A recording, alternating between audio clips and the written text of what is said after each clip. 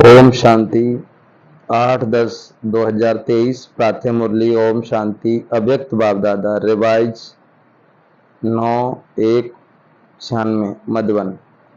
बालक सो मालिकपन के नशे में रहने के लिए मन का राजा बनो। बाबा कहते हैं बच्चे, बालक सो मालिकपन के नशे में रहने के लिए मन का राजा बनो। आज विश्व के मालिक बाप अपने चारों ओर के मालिक सो बालक बच्चों को देख रहे हैं। बालक भी हो तो मालिक भी हो। विश्व के मालिक भविष्य में बनेंगे, लेकिन बाप के सर्व खजानों के मालिक अभी हो। विश्व राज्य अधिकारी भविष्य में बनेंगे, लेकिन स्वराज्य अधिकारी अभी हो। इसीलिए बालक भी हो और मालिक भी हो, दोनों हो ना। बालकपन का नशा सदा रहता है ना। बाप दादा ने देखा कि बालकपन का नशा चाहे इमर्ज रूप में चाहे मर्ज रूप में मेजॉरिटी को रहता है। क्योंकि अगर याद में बैठते हो तो भी क्या याद रहता है? बाबा। तो बाबा ये सोचना व कहना बच्चा है, तब बाबा कहते हैं और बच्चे सेवादारी हैं। उनके मुख से बार बार क्या निकलता है? बाबा ने ये कहा। बाबा ये कहते हैं सारे दिन में चेक करो तो कितनी बारी बाबा बाबा शब्द सेवा में कहते रहते हो। तो बाबा कहते हैं कितनी बार सेवा में बाबा बाबा शब्द कहते रहते हो।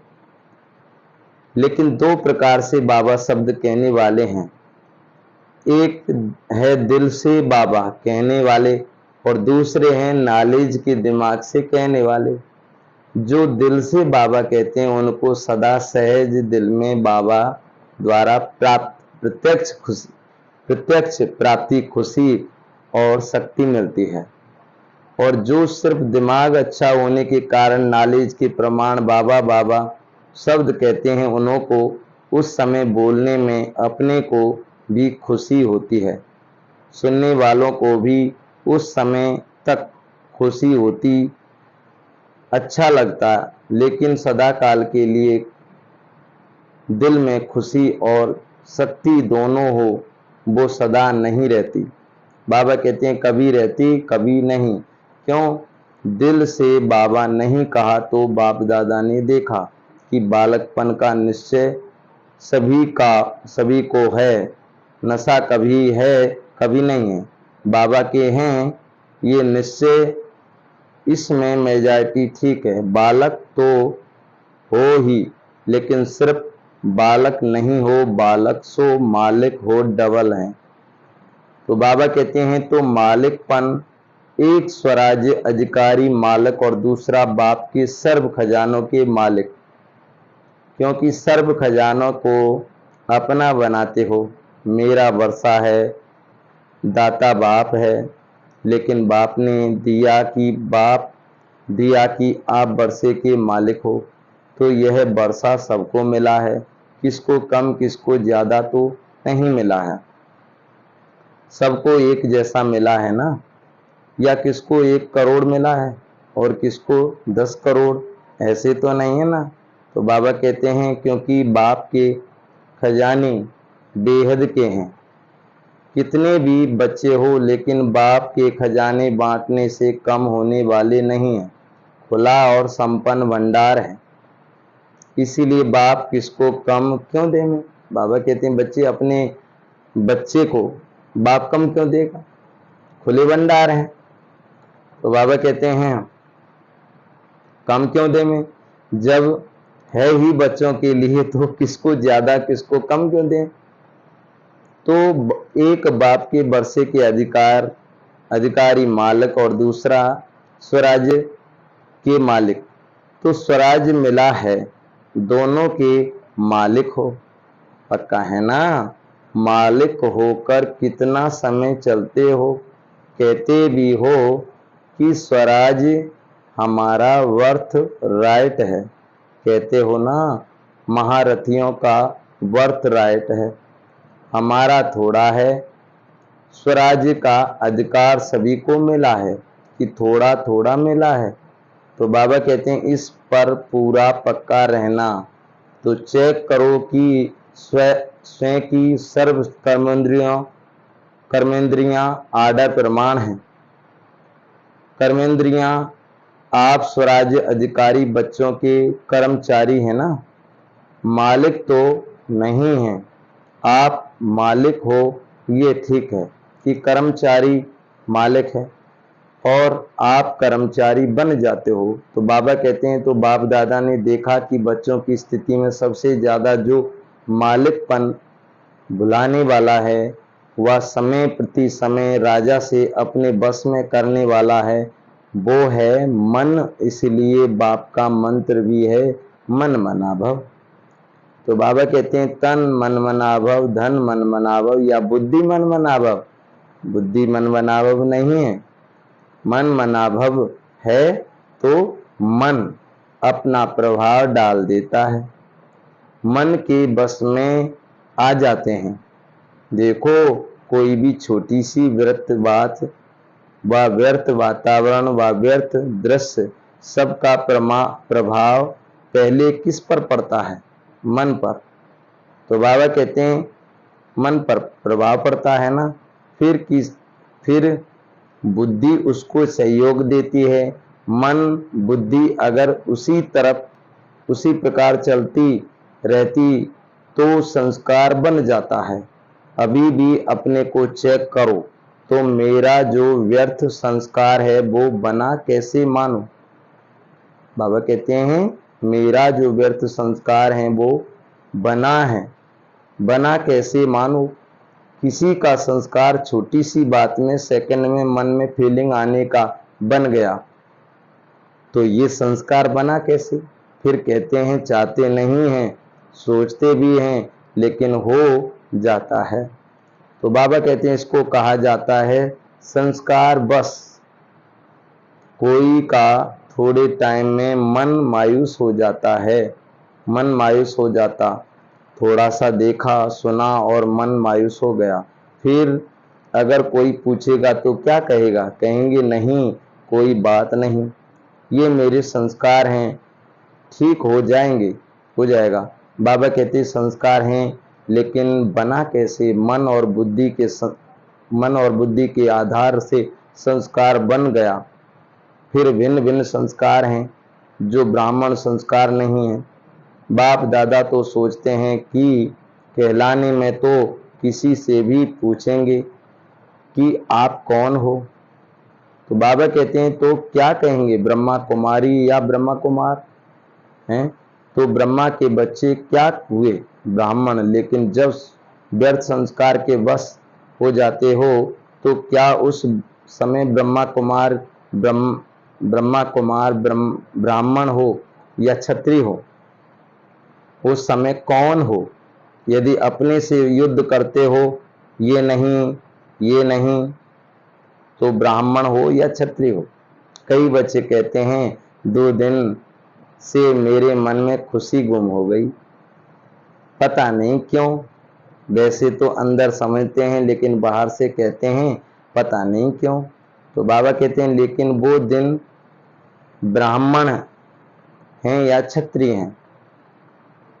जिसकी खुशी गुम हो जाए तो ब्राह्मण है या ब्राह्मण हैं तो क्या कभी क्षत्रिय बनते हो, कभी ब्राह्मण बनते हो? सभी ने कहा मालिक हैं, लेकिन उस समय क्या मालिक है या परवश है?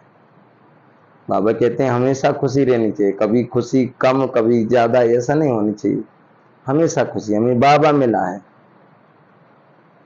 तो बाबा कहते हैं मालिक हो या परवश हो। तो बाप दादा ने देखा कि मालिकपन को हिलाने वाला विशेष मन है और आप स्वराज्य अधिकार राजा हो। मन आपका मंत्री है, वह मन मालिक है, आप मंत्री हो, आप राजा हो ना। तो बाबा कहते हैं मन तो राजा नहीं है, मंत्री है, सहयोग है। तो मन का मालिक ये सदा हो तब कहेंगे कि स्वराज्य अधिकारी, नहीं तो कभी अधिकारी कभी अधीन। इसका कारण क्या है? क्यों नहीं परिवर्तन होता? जब समझते भी हो, बाबा कहते समझते भी हो, फिर भी संस्कार के वश हो जाते हो। इसीलिए पहले मन को कंट्रोल करो। कहते हो राजा है, लेकिन राजा का अर्थ जिसमें रूलिंग पावर हो। अगर नाम राजा हो और रूलिंग पावर नहीं तो उसका क्या हाल होगा? उसका राज्य चलेगा? नहीं चलेगा। तो रूलिंग पावर कितने परसेंटेज में आई, ये चेक करो।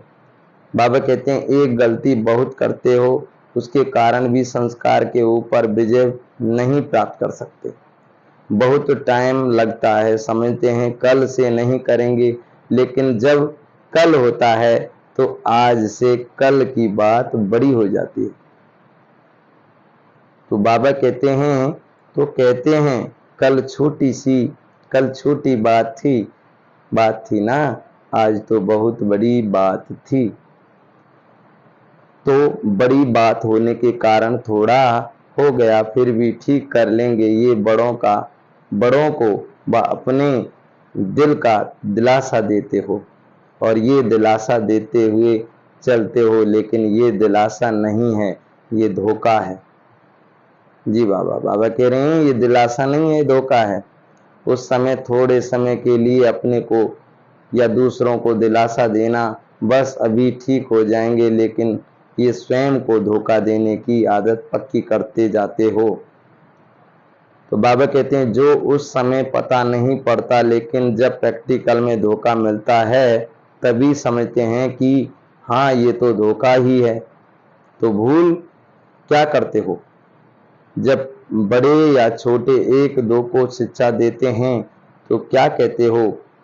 ये मेरा स्वभाव है, मेरा संस्कार है। कोई का फीलिंग का, कोई का किनारा करने का, कोई बार बार परचिंतन करने का, कोई का परिचिंतन सुनने का भिन्न भिन्न है। उसको तो आप बाप से भी ज्यादा जानते हो। लेकिन बाप दादा कहते हैं कि जिसको आपने मेरा संस्कार कहा वो मेरा किसका है? भाई जिसको हम कह रहे हैं ऐसे ही मेरे संस्कार हैं। कोई ज्यादा बोलते हैं अरे मेरी तो आदत ही ऐसी है ज्यादा बोलने की। तो बाबा कहते हैं ये संस्कार है, मैं धीरे धीरे छोड़ दूंगा। बाबा कहते हैं ये मेरे संस्कार आए कहाँ से? तो बाबा कहते हैं वो मेरा संस्कार कहाँ? वो मेरा है, किसका है? रावण का। वो मेरा क्यों कहा?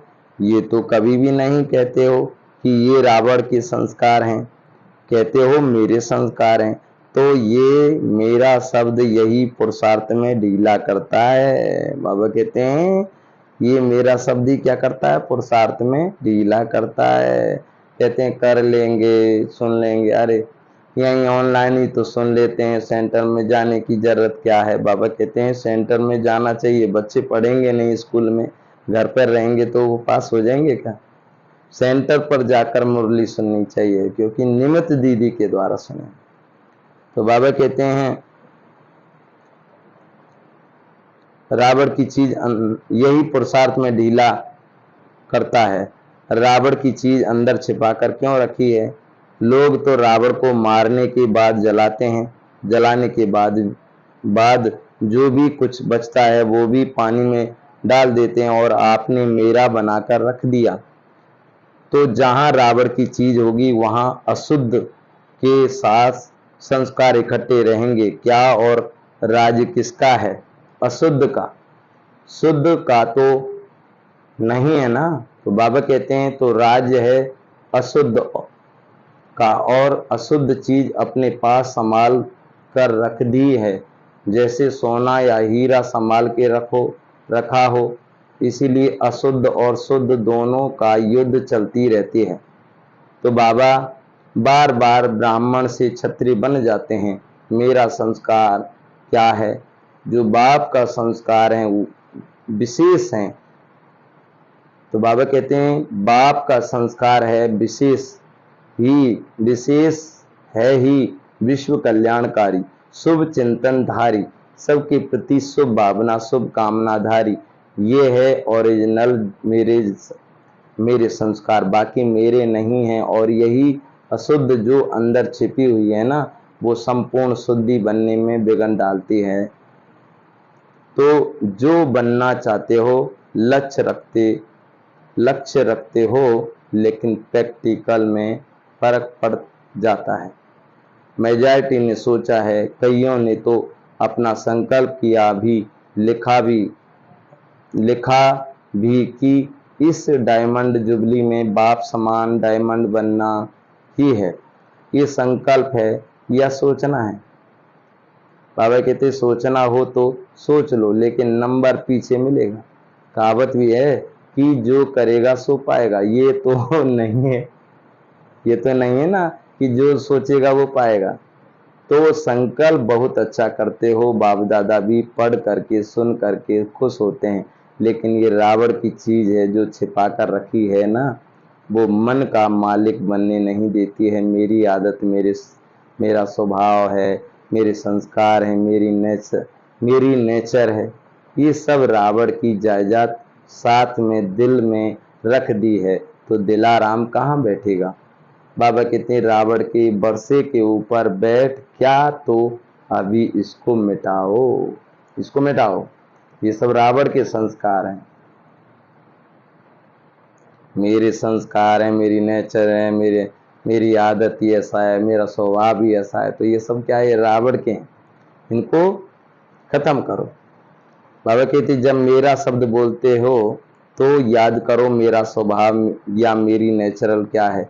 मेरा और मन को दुनिया वाले भी कहते हैं या ये घोड़ा है, बहुत भागता है और तेज भागता है, लेकिन आपका मन भागना चाहिए। आपको श्रीमत का लगाम मजबूत है। अगर लगाम ठीक है तो कुछ भी हलचल नहीं हो सकती। लेकिन करते क्या हो? बाप दादा तो देखते हैं ना, तो हंसी भी आती है। जैसे सवारी को चला रहे हो, लगभग हाथ में है, लेकिन अगर चलते चलते लगाम पकड़ने वाले की बुद्धि या मन में कोई साइड सीन की तरफ लग गई तो क्या होगा? लगाम ढीला होगा, और लगाम ढीला होने से मन में चंचलता जरूर करेगा। जैसे आप घोड़ा चला रहे हो और उसकी लगाम आपके हाथ में, और इधर उधर आपने देखा, और जैसे ही इधर देखा और लगाम ढीली हुई तो क्या होगा? कुछ ना कुछ तो होगा ना फिर। तो बाबा कहते हैं लगाम ढीला होगा, और लगाम ढीला होने से मन में चंचलता जरूर करेगा।